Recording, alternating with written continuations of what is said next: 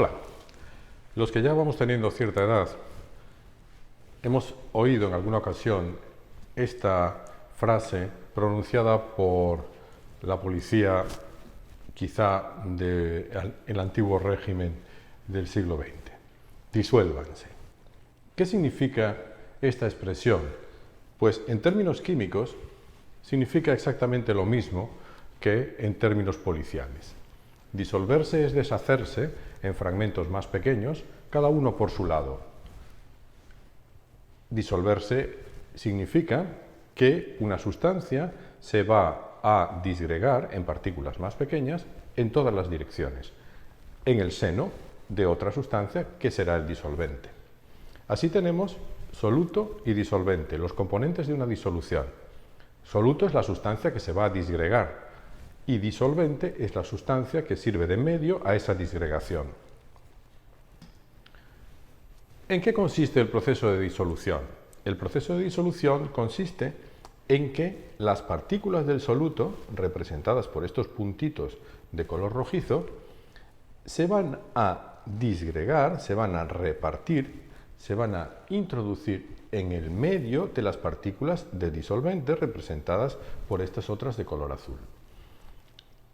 Se establecerá una interacción físico-química entre ellas.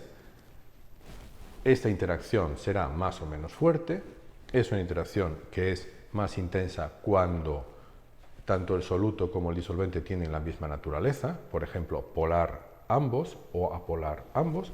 Y la cuestión más importante para señalar en este momento es que, como las partículas de soluto se van a meter en los intersticios de las partículas de disolvente, los volúmenes no son aditivos. El volumen del soluto más el volumen del disolvente no es igual al volumen de la disolución. En cuanto al estado físico de soluto y disolvente, tenemos todas las posibilidades posibles con algún ejemplo que podemos conocer. El caso más abundante en nuestro entorno es aquel en que el disolvente está en estado líquido.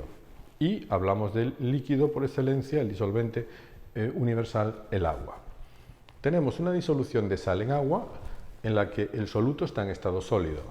Una disolución de alcohol en agua, como por ejemplo el vino, el soluto está en estado líquido. Y una disolución, como puede ser un agua mineral o una gaseosa, en la que es un gas el que está disuelto en el seno del agua. Pero el disolvente también puede estar en estado sólido y el soluto puede presentarse también en cada uno de los tres estados. Tenemos así las aleaciones de metales, que es un sólido disuelto en otro sólido. El agua que moja una esponja puede ser considerada un líquido disuelto en un sólido. Y, por ejemplo, el poliespan, el poliestireno expandido, que es un plástico de color blanco que tiene en su interior partículas de aire disgregadas en el seno del sólido. Sería un gas disuelto en un sólido. Y también tenemos la posibilidad de que el disolvente se encuentre en estado gas. Y entonces el soluto puede ser sólido, es el caso del humo, partículas sólidas procedentes de una combustión que se disgregan en el aire y a veces producen pues, o bien un color negruzco o un color amarillento.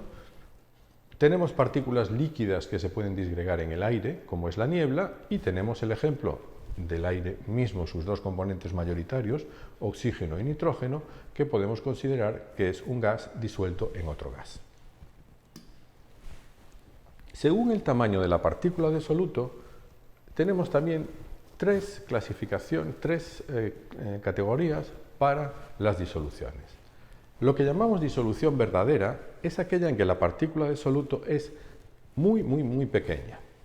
Aquí tenemos una cifra aproximada que sería el tope de tamaño para considerar una disolución verdadera. En este caso, las partículas son tan pequeñas que se reparten homogéneamente en el seno de la disolución.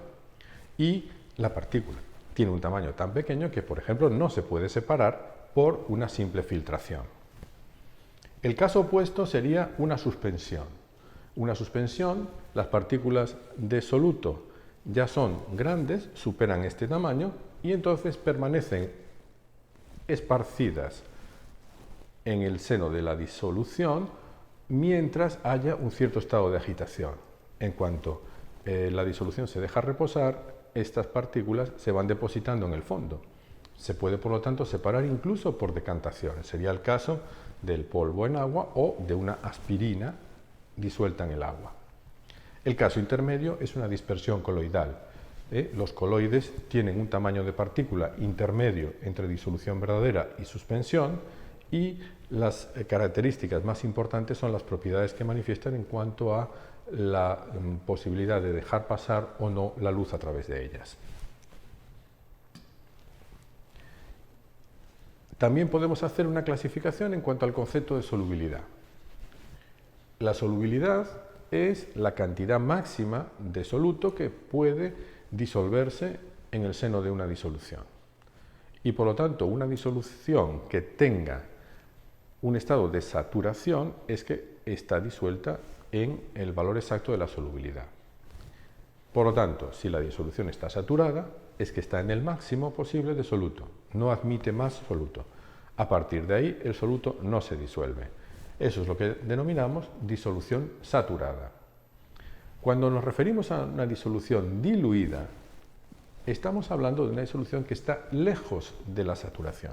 Por lo tanto, es un término relativo. No es lo mismo una disolución diluida de cloruro sódico en agua que una disolución diluida de azúcar en agua. Dependerá de cuál es el valor de la saturación. Y una disolución concentrada es una disolución cuya concentración, cuya cantidad de soluto está más cerca de la saturación.